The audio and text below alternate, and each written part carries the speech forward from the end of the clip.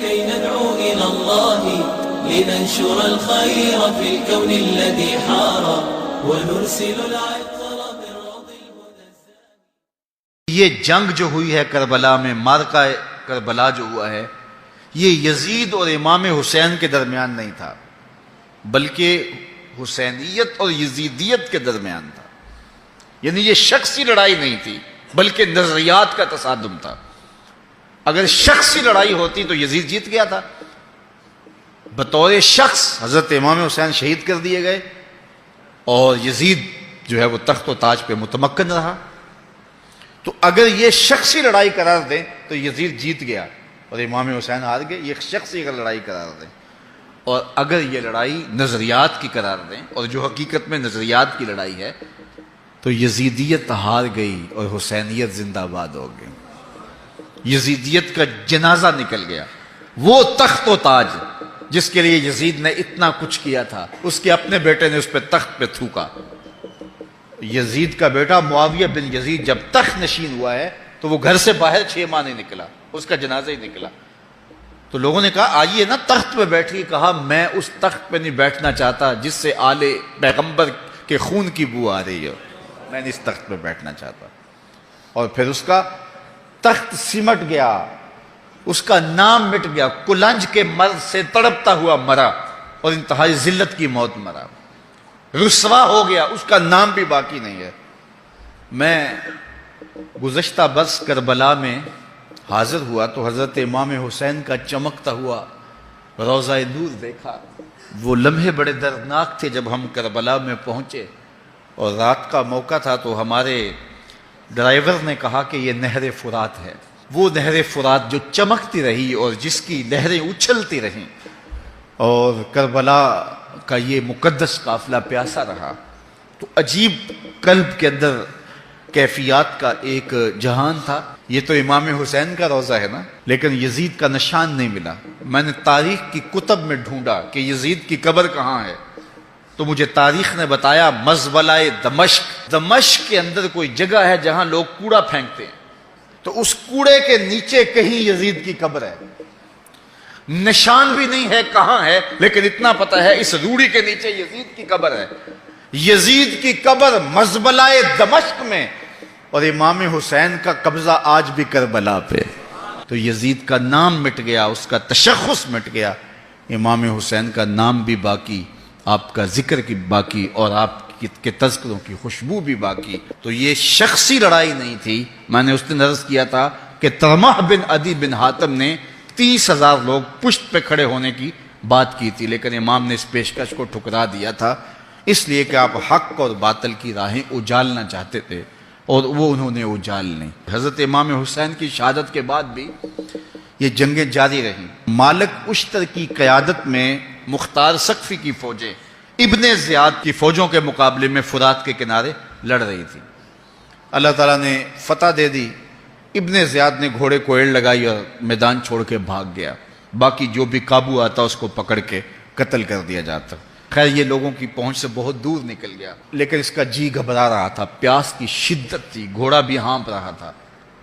تو یہ چلتے چلتے صحرا میں گیا تو وہاں اس نے دیکھا کہ ایک خیمہ ہے. تو سوچا کہ میں چلتے چلتے ان سے پانی کا گھونٹ مانگ لوں تاکہ اپنے جگر کی پیاس تو بجھا سکوں. تو اس نے گھوڑا کھڑا کیا اور ہانپتا ہوا اس نے پردہ اٹھایا. دیکھا تو خیمے میں امام زین العابدین قرآن کی تلاوت کر رہے تھے. تو جب اس نے دیکھا تو ایک دفعہ تو شرم سے پانی پانی ہو گیا، لیکن مرتا کیا نہ کرتا، پیاس کی شدت تھی. کہ حضرت پانی دیجئے. امام زین العابدین نے دیکھا اور پھر گھڑے سے کٹورا بھرا اور اس کے ہاتھ میں تھمایا. سمجھا کہ حضرت نے مجھے پہچانا نہیں. پانی پی لیا، شدت کی پیاس تھی. پھر مانگا، آپ نے پھر دیا. تیسری مرتبہ پھر مانگا، آپ نے پھر دیا. 3 کٹورے پانی کے پینے کے بعد امام زین العابدین سے کہنے لگا حضرت شاید آپ نے مجھے پہچانا نہیں. امام زین العابدین ابھی تک ضبط کیے بیٹھے تھے، آنکھوں سے موٹے موٹے آنسو نکلے. کہا بدبخت تجھے نہیں جانتا جس نے میرا خاندان اجاڑ دیا، 6 ماہ کے بچے بھی نہ چھوڑے، جس نے مخدرات کو اونٹوں پہ بٹھایا، کیا تجھے نہیں جانتا جس نے خاندان نبوت اجاڑ دیا؟ تو کہا حضرت اگر جانتے ہیں تو میرے ساتھ یہ سلوک کیا کیا؟ کہا ایک دن ہم مہمان بن کے تمہارے گھر آئے تھے، جو تم نے کیا وہ تمہارے خاندان کی ریت تھی، آج مہمان بن کے ہمارے دروازے پہ تم کھڑے ہو، جو ہم کر رہے ہیں ہمارے خاندان کی ریت ہے۔ تو یہ شخصی لڑائی نہیں تھی، یہ نظریات کا تصادم تھا۔ تو امام حسین رضی اللہ تعالیٰ عنہ جو چاہتے تھے وہ ہوا، حق اور باطل کی سرحدیں بالکل واضح ہو گئیں، نہ یزید کا وہ ستم رہا، نہ زیاد کی رہی وہ جفا، رہا تو نام حسین جسے زندہ رکھتی ہے کربلا۔ شیخ سعدی فرماتے ہیں اے فلاں بلائی کر لے، اچھائیاں کر لے، اس عمر کے ایک ایک لمحے کو غنیمت سمجھ لے، اس سے قبل کہ آواز آئے کہ فلاں نہیں رہا، تو اپنی زندگی کو پہلے ہی اعمال کا حسن دے لے۔ تو یہ وقت میرے اور آپ کے اوپر آنے والا ہے کہ ہمارے لیے بھی لوگ جمع ہو رہیں گے، ہم قبر میں اب تنہائیوں اور قبر کی پہنائیوں میں موجود ہوں گے اور لوگ ہمارے لیے جمع ہو رہے ہوں گے، قبل اس سے کہ وہ وقت آئے کوئی حجت باقی نہ رہے، مجھے اور آپ کو اپنے اعمال کی اصلاح کر لینی چاہیے۔ امام غزالی نے ایک بڑی خوبصورت بات لکھی، آپ فرماتے اللہ نے مرنے والوں کے ذریعے سے جو باقی زندہ بچ گئے ہیں ان پر احسان کیا۔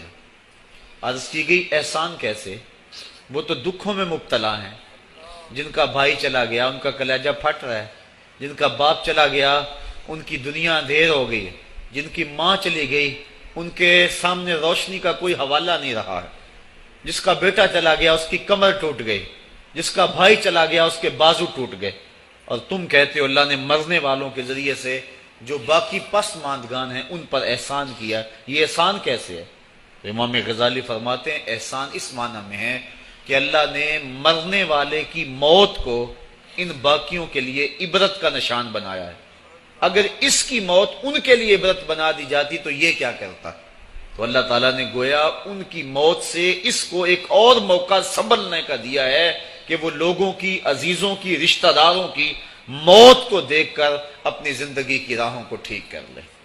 یہ جو مرنے والے ہیں یہ ہمارے لیے پیغام ہے موت کا، اور ہم ان سے دیکھ کر اپنی زندگی ٹھیک کر سکتے ہیں۔ حضرت یعقوب علیہ السلام جلیل القدر نبی گزرے ہیں، بنی اسرائیل کے مقتدا اور امام نبی۔ آپ نے حضرت اسرائیل سے وعدہ لیا ہوا تھا کہ میری روح قبض کرنے کے لیے اچانک نہیں آنا، بلکہ پہلے کو قاصد یا پیغام بھیج دینا تاکہ میں موت کی تیاری کر لوں، جو کہ اچانک موت سے حضور نے بھی پناہ مانگی۔ اللہم انی اعوذ بک من الموت الفجات، اے اللہ اچانک موت سے تیری پناہ چاہتا ہوں۔ تو حضرت اسرائیل علیہ السلام سے وعدہ لیا تھا حضرت یعقوب علیہ السلام نے کہ قبض روح کے لیے اچانک نہیں آنا، پہلے کو قاصد یا پیغام بھیج دینا۔ انہوں نے وعدہ کیا تھا، نبی تھے، ان سے وعدہ انہوں نے کر لیا۔ کافی مدت گزری تو حضرت اسرائیل آ گئے، پوچھا کدھر آئے ہو؟ کہا قبض روح کے لیے آیا ہوں۔ کہا تم نے تو وعدہ کیا تھا پہلے کو قاصد یا پیغام بھیجوں گا، تم نے نہ کو قاصد بھیجا اور پیغام بھیجا اور قبض روح کے لیے آ گئے۔ تو حضرت اسرائیل نے عرض کی حضور میں نے تو کئی قاصد بھیجے تھے، فرمایا میرے پاس تو ایک بھی نہیں آیا۔ کہا حضرت آپ کے سامنے کتنے لوگوں کی موت واقع ہوئی، یہ میرا قاصد نہیں تھا تو اور کیا تھا۔ آپ کی داڑھی میں سفید بال آ گئے، یہ میرا قاصد نہیں تھا تو اور کیا تھا۔ آپ کی آنکھوں میں سفیدی اتر آئی، یہ میرا قاصد نہیں تھا تو اور کیا تھا۔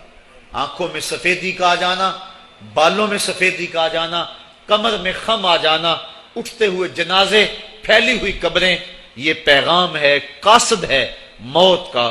یا ایھا الانسان ما غرک بربک الکریم، اے انسان تجھے کریم رب کے دروازے سے کس نے دور ہٹا دیا؟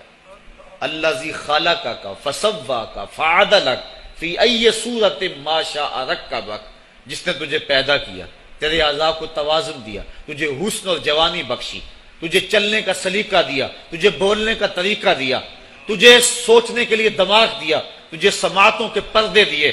آج شیروں کو تو نچا لیتا ہے، ہاتھیوں کو تو بٹھا لیتا ہے۔ اے انسان ذرا غور تو کر، اس رب کا شکر کر، کیوں بھول گیا اس رب کو جس نے تجھے پیدا کیا؟ اگر تجھے پیدا ہی نہ کرتا تو کیا کرتا؟ پھر پیدا کر کے چھوڑ دیتا تجھے، اگلا تیری ذمہ داری اپنے ذمہ کرم پہ نہ لیتا تو بچا تجھے گرمی کی سختی سے کون بچاتا؟ تجھے ٹھٹھرتی ہوئی سردی سے کون بچاتا؟ ماں کے سینے میں تیرا پیار نہ ڈالتا، تجھے گندگی میں لتھڑے ہوئے کو کون اٹھاتا؟ لیکن اس نے پیار ڈالا ماں کے سینے میں، جس نے تجھے پہلے چوما اور پھر اس نے تجھے دھویا۔ انسان غور تو کر، ما غرک بربک الکریم۔